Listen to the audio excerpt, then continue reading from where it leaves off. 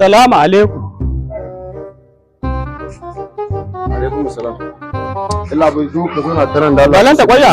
Ya faru. A to ni na dankanin da ka san wani an muka duka.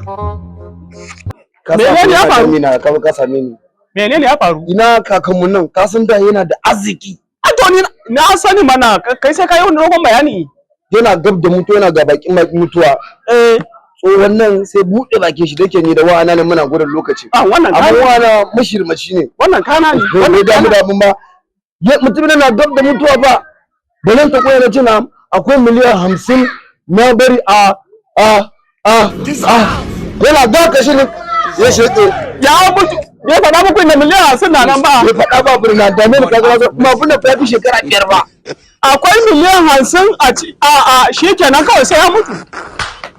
Bai faɗa inda miliyan 50 na nan ba na taɓaya. Na kasa ba ina so yanzu. Kuran uwa. Dan Allah ka taimake ni. Ka zo mu da mutumin mutumin nan da kuma da iya bayani har yanzu. Mutu na ina? Sabarin. Balan da kwaye kai so duniyan kari aka haka kwata so da kai kabarin kakanka. Duniya ciki. In da raka teba ka ce bari. Wala baran teba. Wala baran teba. Wala baran teba. Wala baran teba. Kai. Sai ka wani kwane ma. Ba ka da mutunci. Kace ka nima da iska irin da ba kai zaman Lagos wallahi tallahi kai. Shikenan. Na yi gaba.